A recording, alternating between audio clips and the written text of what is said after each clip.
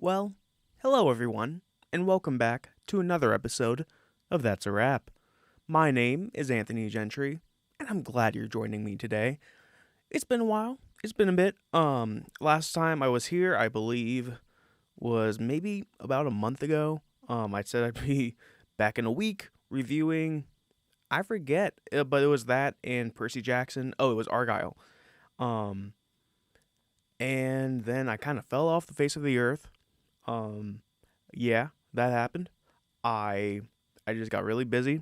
I was filming other stuff, writing scripts for other stuff, filming another thing, and it got pretty hard to do this. But I'm here now, and I'm hoping, fingers crossed, to keep it that way for at least a little longer. Um, Today, I have a good amount of things to talk about. I did not see Drive Away Dolls yet, so this won't be the most recent review, but I will be reviewing Madam Web and Lisa Frankenstein. I have some trailers to talk about, and I have some news to talk about. I guess for those of you who are interested, Argyle, I saw, did not like, not for me. Very disappointing. I'm a big fan of Matthew Vaughn, and the writing just wasn't there for me. I didn't like the constant needle drops during the action scenes, and yeah, wasn't for me. Percy Jackson, on the other hand, I really enjoyed. It was a fun ride. It was very brisk. It felt a little rushed to me in a few spots.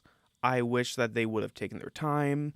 I think this was an 8 episode series. I think 10 would have served it a lot better if not more episodes, maybe 12, 14 even. Because there's a lot of things that happen in the book, and it felt like every episode kind of just hit the highlights of the book rather than explore the characters and what happens in between the big highlights of meeting Medusa or being on the St. Louis Arch and other things I don't want to spoil. But yeah, so I do hope season 2 has a few more episodes, a little more time to breathe. But other than that, I really loved the Percy Jackson series. It was fantastic casting, and that's really the most essential part that you need. Um, yeah, the trio that they have is just great. I had a really good time with this. But yeah, that aside, let's get into everything. First thing I want to talk about is some news, some headlines. Now, this isn't the most recent news, but it's at least two things that I felt were worth talking about because, in my eyes, they're pretty big. The first thing is there's a new Roadhouse movie coming out. It's a remake of the original film, starring Jake Gyllenhaal, directed by Doug Liman. Conor McGregor is the villain. I saw the trailer and I thought it looked really cool. It looked really interesting. I haven't seen the original Roadhouse, so I can't really compare it. But the trailer, I wasn't expecting much, but I came out of it thinking, hey, that looks like a cool, fun action movie. And then the director came out, Doug Liman, said, I'm boycotting this film. And why would a director boycott his own film? Well, I'll tell you. He said that when he signed on for a theatrical movie and with MGM. And now since then, Amazon bought MGM. They're now one company. A lot of their films are released under the Amazon MGM brand now. And now Roadhouse is going straight to streaming on Amazon Prime. And Doug Liman doesn't like that. He says that this tested well with audiences. He thinks this is his best movie and it deserves to be seen on the big screen. And for the longest time, I mean, not even the longest time, I agree with him. I don't like it when movies go straight to streaming. Every movie deserves a theatrical release. And it has been proven that if your movie goes to theaters first and then to streaming, it actually does better in streaming. So I'm not the biggest fan of straight to streaming. Just give it a theatrical release. So I'm with Doug Liman on that. However, some things have recently came out that actually he didn't sign on for that. And one of the things is Jake Gyllenhaal, who is the star of Roadhouse. actually said this in an interview. This is from Hollywood Reporter, where I got this from. Gyllenhaal said, I adore Doug's tenacity, and I think he is advocating for filmmakers and film in the cinema and theatrical releases. But, I mean, Amazon was always clear that it was that it was streaming. I just want as many people to see it as possible, blah, blah, blah. So, yeah. Look, I understand wanting your movie to go to theaters. I'm all for that. But if you signed on for a streaming release, you can't come out later and lie about it and then protest your own film in hopes that it will get a theatrical release. That's not how it works. If anything, you should have tried to renegotiate or negotiate at the very beginning. But if they don't want it to be in theaters and you signed on for a streaming movie, that's kind of on you. And I don't know, it kind of sucks to say because I mean, I keep saying it, I'd rather have a theatrical release. But that's what happened. It really makes Doug Liman look bad. And I wanted to talk about this one just because of that whole streaming versus theatrical movies. And it's just a very complicated situation now because the movie is premiering at this big film festival. I forget which one. And Doug Liman is refusing to go. I'm boycotting this film, blah, blah, blah. And it's like, man, why lie about that? You can say, I wish this would have had a theatrical release. But to outright say that you signed a contract saying that this was going to theaters when you didn't, it just isn't a good look. I don't know. I thought that was an interesting story. I just wanted to talk about that. Another interesting story that happened about a week ago is this. So about a week ago, I was at my home, just hanging around, and I got a notification on my phone. And it said, 4 Beatles movies are set to come out all in the same year. And I thought, well, that's stupid. I thought this was going to be like a Steve Jobs situation, or a Dante's Peak, a Volcano situation where it was different companies, different filmmakers, all making their own Beatles biopics. And I was like, just make one. They shouldn't be doing this. This is just milking the brand. And then I clicked on the article. I read it. Sam Mendes, the director of 1917, Skyfall, Empire Light, a few others, is making 4 Beatles biopics, all centered on one Beatle, all releasing in 1 year. Now that year is 2027, 3 years away, so we got a while to wait. But, having a biopic all for like each individual Beatle, and apparently each film is going to be from their perspective, and it's all going to culminate in the last film. I'm not sure how that's going to happen, but that is so ambitious, and I love this idea, especially with one singular creative mind behind it being Sam Mendes. It's just a very interesting way to go about a biopic. And we've been getting a lot of music biopics recently. We just got Bob Marley last week. I still haven't seen that one, but we got Respect, Elvis, a few others I can't think of right now. But it feels like we're being inundated with music biopics right now, and a lot of them have become those formulaic biopics that Dewey Cox parodied. And I thought, oh yeah, we're gonna be doing away after that. Nope. But with this, it just seems so unique that it feels like it's going to break formula that I am excited about. Now, they don't have any scripts, so who knows? And it's 3 years away, so we really don't know. But just the idea of 4 individual films being written, shot, directed, and releasing all in the same year is just such an interesting experiment. I can't help but be excited about it. But that's all. Those are the 2 little news stories I wanted to talk about today. let's move on to the trailers. I got 2 trailers to talk about today. They're more recent. I could have brought up the other one, Deadpool, or the other Super Bowl trailers. Deadpool looks cool. Planet of the Apes looks cool. Twisters, that looks really cool. But let's move on to Borderlands. Now, for those of you who don't know, this movie is based on the video game franchise called Borderlands. It's a shooting game. I haven't played much of Borderlands. I've played bits and pieces of them, but I have a good idea of what they are. I'm not an expert in any way, and so when I watched this trailer, I didn't have the highest of expectations because there's no big story in Borderlands, and this has had a very troubled production. But I went in, and I gotta say, it surprised me. One of the biggest things that I took away from it was the cast. This is a stacked cast. You have Cate Blanchett leading. You have Kevin Hart, Jack Black, Jamie Lee Curtis, the girl that was just in Barbie, Ariana Greenblatt, I believe. I'm sorry if I'm saying that wrong. Or if I just said a random name, I don't know. But yeah, it looks like they have a lot of chemistry. This movie feels very reminiscent of other films that have come out, especially with Kevin Hart and Jack Black, the Jumanji films.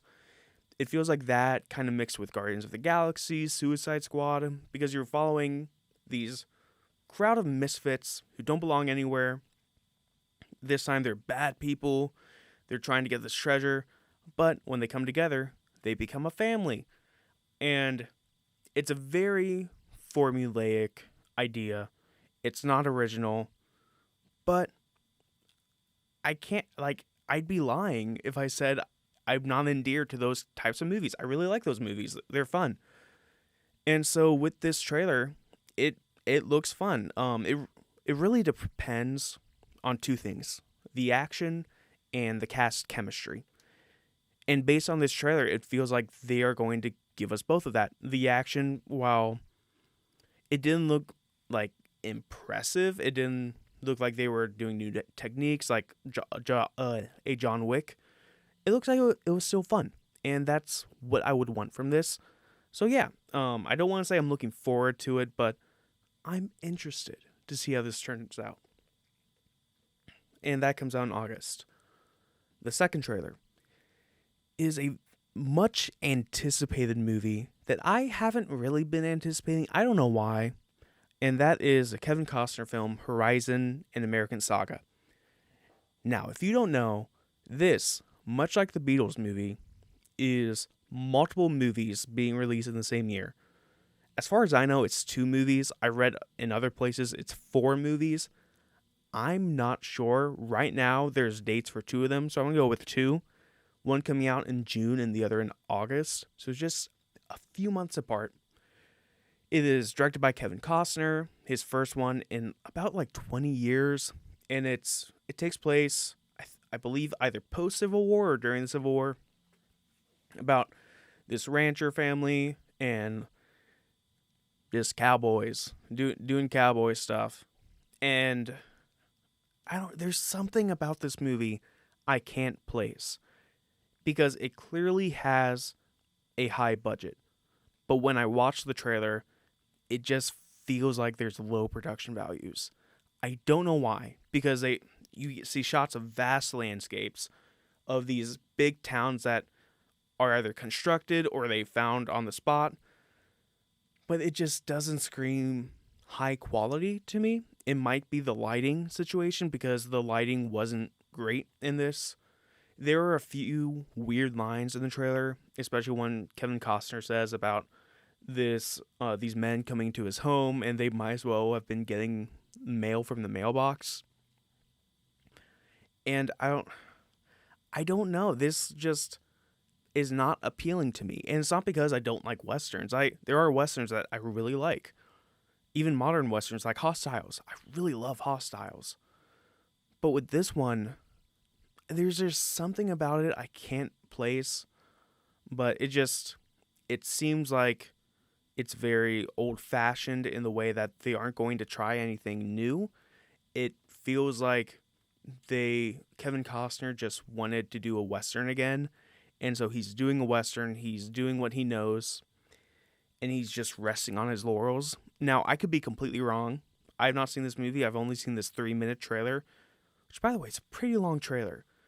But yeah, the thing that most interested me was, I guess, his wife and daughter being trapped under their house and trying to survive.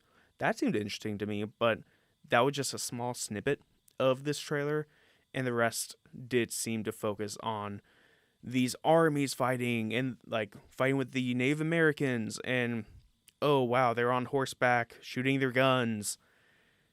And I don't know, I hope they do something new with it. I hope that it's inventive and not just formulaic. But we'll see. I'll still see it. I don't know how it'll turn out. Anyway, let's move on to the 2 movies we have to talk today. The first one, let's talk about Lisa Frankenstein, because that's the older-ish one. It came out 2 weeks ago. For those of you who don't know, when I saw the trailers and I talked about it on here, I absolutely loved them. I thought they were great. I forget what I thought about the second trailer, so don't quote me on that. But the first trailer, at least, was just really cool, great vibes. I said it kind of looked like a Heathers-ish situation. And so I went into this very excited. And I gotta say, it didn't let me down. I really enjoyed this movie.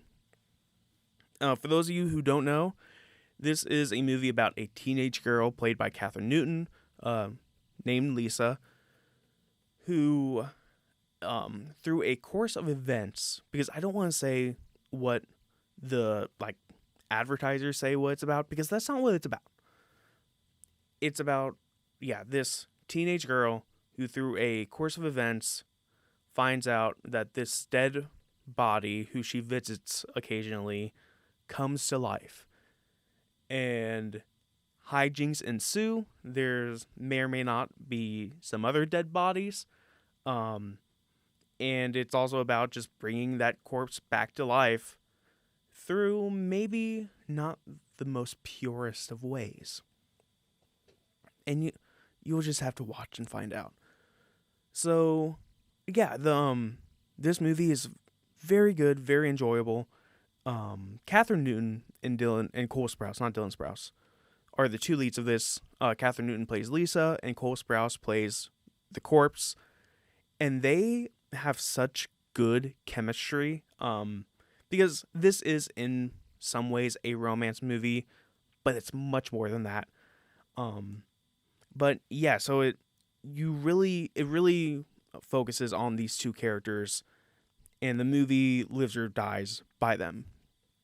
And I gotta say, Cole Sprouse, I was not really thinking much of him when I went in, but his role in this, he does such a good job just emoting, because he doesn't have any lines in this movie. He's a corpse, he can't talk. And so the only way he can communicate is through grunts or looks or his mannerisms. And the way he does that is so well done. I always know what he's thinking or what he's trying to say. And it's just very impressive. It's a great performance. Same for Kathryn Newton. She plays this kind of disturbed girl who doesn't fit in anywhere. It's a role that could be very, like I've been saying this entire episode, formulaic, because we've seen that before. But the way she plays such against type. She's not that weird girl. She actually has interests. She does her own thing. She doesn't really care about anyone else or being popular. And it was very refreshing, I'll say. I will also say the beginning I wasn't a huge fan of. The direction felt a bit muddy. It felt like it was trying to do a lot of different things at once. And the writing was very exposition heavy, to where instead of just showing who Lisa was and what her past was, they were just outright telling us, and they weren't being clever about it either. They were just telling us. And I was disappointed by that. It made me worried. However, once we got to Cole Sprouse coming in, the movie really picked up. That's when it gets going, and it saves the movie. This movie is very subversive in how it tells a story. You think it's going to be one thing. You think it's going to be, oh, this kind of Romeo and Juliet type story, forbidden romance, but it turns it on its head. It is very Heathers-esque because there are some killings in this, and the way they do that is very funny, and it shocks you too, the way they kill some of these people, and then how certain characters react to the killings turns the entire movie on its head. Once the first dead body falls, it becomes an entirely different movie, and it's a movie about kind of obsession, and man, I don't want to say too much, but yeah, especially Catherine Newton's performance in this is so great. Go see this movie. It's not playing in a lot of places anymore because it has not been doing well, but go see it wherever you can. If I had to rate it, I'd probably give it an 80 out of 100. I really enjoyed this. It's very funny. It's very dramatic. It really leans into the humor, actually. It's not dramatic. It's funny. The color palette, I wasn't a huge fan of. I wanted more bright colors. However, that might have just been the theater I was seeing it in because I saw screenshots after the fact, and they did look brighter and they popped more. But, yeah, I really enjoyed this movie. I think it's definitely worth a watch. All right. It's time. Madam Web. Let's get into it. So this has been about a week since Madam Web came out, and I'm sure if you're listening to this, you've all seen the reviews saying it's a trash heap, it's a dumpster fire, it's one of the worst movies ever made. And I also saw those reviews, and I went in very excited. I was hoping this would be the next The Room. I was so ready for just a so bad it's good movie to laugh the entire way through. But the movie isn't that. The movie, it's a theme. It's very formulaic. I went in, and yeah, this movie, it's a bad movie. I'll say that up front. This is a bad movie. It's not good.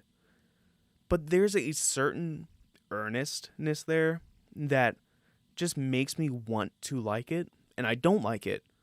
But there's something about it to where you can tell all these people are trying. They're trying to make the best movie they can. They're just not able to do it. And because of that, it's not the dumpster fire that a lot of people are saying it is.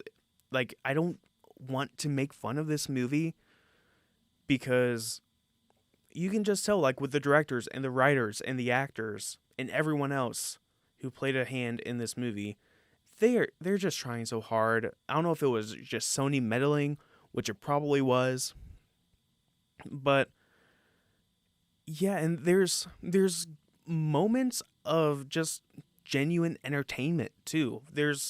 I wrote down my notes. The writing, although it is mainly bad, there are some bright spots. Mainly between Cassie, who is Madam Web, and Ben Parker. Oh, by the way, if you don't know, this is a Spider-Man side character origin story about Madam Web, who is a character who can see into the future. And in this, you follow Dakota Johnson playing Cassie Webb, who is a paramedic who hates people. So it doesn't really make sense that she's a paramedic. But she's a paramedic who, in an accident, she gains this ability to see into the future. And what she sees is this guy named Ezekiel who has these spider powers, who is basically Spider-Man, pre-Spider-Man, and he's going to kill these girls. And so she has to protect these girls. And that's the gist of the movie. But there are moments between Cassie and Ben Parker, and Cassie and the girls that she's protecting, that are genuinely entertaining. Every time they went to a scene with them, I was bracing for the worst. And I mean, it's not the highest praise, but I was like, oh, that wasn't bad. That was okay. And so I don't want to just lambash this movie. The the direction is bad. It's the movie, it doesn't have any ambition to it. It doesn't want to do anything. It just wants to tell this basic origin story when it could have been so much better. But I'm not judging what this could be. I'm judging what it is. And what it is just a bad movie. The villain, Ezekiel, is so one note. His entire goal is to just kill these girls because he has visions that when he's older, they are going to kill her. They are going to kill him. And it's like they're just visions, man. They may not even mean anything, but he goes all out and he's going to kill them. He puts all of his money and resources into finding and killing them. It doesn't make sense. That is his only motivation. He has no redeeming values, nothing. His writing is by far the worst part of the movie. But the biggest thing that they do with him that is awful is the ADR. I don't know what happened when they recorded his lines, but almost every line he does is ADR'd, and you can tell that it's off. It sounds different. It sounds like they are in a studio. The lip syncing doesn't match, and it's this like weird uncanny valley every time he's on screen. And then even when he's not talking, he's not doing anything. His action scenes are just bland. He's not this memorable villain whatsoever. Aside from his name is Ezekiel, he doesn't have this villain name. It's just, oh yeah, his name's Ezekiel. Call me Zeke. Whatever. Dakota Johnson, at one point, like at a certain point, it just feels like she gave up halfway through. She figured out what movie she's in. But there are moments where like she's trying to make the best movie she can.